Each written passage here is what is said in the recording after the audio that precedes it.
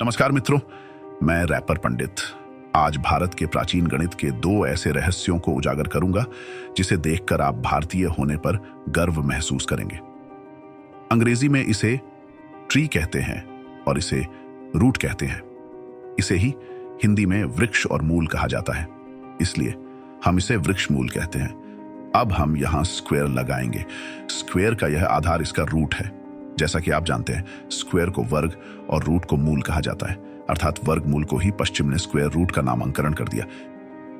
यदि गूगल में आप खोजते हैं कि किसने स्क्वायर रूट खोजा, आपको खोज की जानकारी नहीं मिलेगी, अपितु स्क्वायर रूट चिन्ह का विवरण मिलेगा जिसे 16वीं शताब्दी में अपनाया गया था।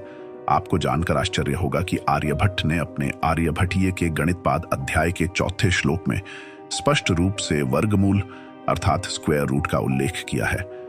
यह किसी भी बड़ी से बड़ी संख्या के वर्गमूल को संदर्भित करने के लिए एक एल्गोरिदम था। आर्यभट्ट कम से कम 5वीं शताब्दी ईस्वी में रहते थे, लेकिन वास्तव में वह उस काल से बहुत पहले के थे। इसी प्रकार प्राचीन भारत के तक्षशिला में पाई गई बकशाली पांडुलिपि, जो लगभग 2री-3री शताब्दी की है, किसी भी संख्या के वर्गमूल को संदर्भित करने के लिए एक एल्गोरिदम देती है। कम से कम 800 ईसा पूर्व के महान ऋषि और मैथमेटिशियन बौधायन दशमलव के 5 स्थानों तक सही वर्गमूल निकालने का सूत्र देते हैं। अरब के विद्वानों ने बौधायन, आर्यभट्ट, ब्रह्मगुप्त आदि भारतीय मैथमेटिक्स पर विभिन्न पुस्तकें लिखी। कई यूरोपीय मैथमेटिशियंस इस ज्ञान के लिए अरब व्यापारियों के संपर्क में थे। 12वीं शताब्दी से 16वीं शताब्दी तक फिबोनाची और कटनियो जैसे गणितज्ञों ने स्क्वायर रूट सहित अन्य मैथमेटिक्स नॉलेज यूरोप को परिचय कराया। इससे भी अधिक प्रभावशाली बौधायन का वह कार्य है जिसे अब हम पाइथागोरस थ्योरम नाम से जानते हैं। अनियमित और जटिल आकृतियों को मापने के लिए रस्सी या डोरी सबसे उपयोगी उपकरण है। प्राचीन गणितज्ञों ने गणितीय समस्याओं के समाधान खोजने के लिए अपने सटीक नियमों को बनाने के लिए रस्सी का उपयोग किया था।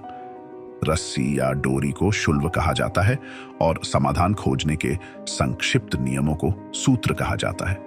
शुल्ब सूत्र या शुल्ब सूत्र की यह परिभाषा इसी से उत्पन्न होती है। वैदिक परंपरा में कई सूत्र प्रसिद्ध हैं और बौधायन शुल्ब सूत्र और कात्यायन शुल्ब सूत्र बहुत महत्वपूर्ण हैं। इस शुल्ब सूत्र को अब ध्यान से पढ़ें। दीर्घ चतुर्षस्य अक्षनिया रज्जुः पार्श्वमानी तिर्यगमानी च यत् पृथक भूते कुरुतः तदुभयम करोति, अर्थात एक रेक्टेंगल के हिपोटेन्यूज की रस्सी से जो वृत्ताकार क्षेत्र बनता है वह अकेला बेस और परपेंडिकुलर दोनों द्वारा बनाए गए क्षेत्र के बराबर है। आइए देखें इसका चित्रण।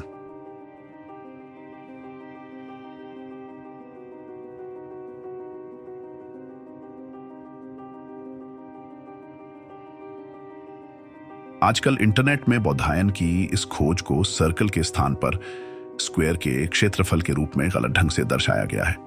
पाइथागोरस से कई सदियों पहले की गई इस महत्वपूर्ण खोज से हम में से बहुत व्यक्ति अनिभिज्ञ हैं।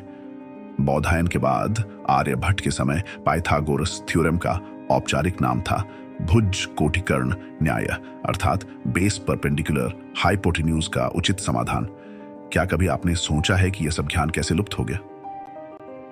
जब यूरोप तथा अरब घोर अंधकारमय युग में था, उस समय हमारे पूर्वज क्या कर रहे थे?